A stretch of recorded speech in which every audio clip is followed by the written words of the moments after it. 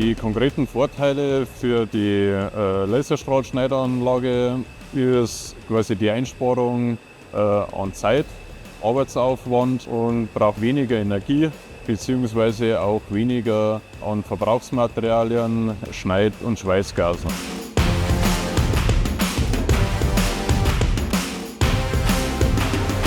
Das ausschlaggebende Argument für Bystronic war, ich sage mal, die lückenlos perfekte Zusammenarbeit.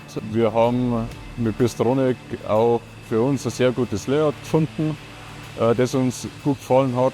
Die Automatisierung hat ganz gut zu unseren Bedürfnissen gepasst und auch die Ergebnisse, die wir bei Schnittversuchen im Vorfeld quasi sehen haben können, waren perfekt.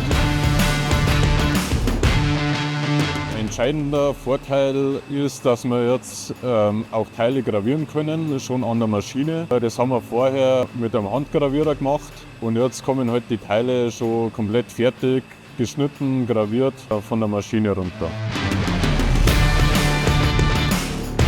Wir prüfen aktuell, ob wir uns eine Abkantpresse anschaffen.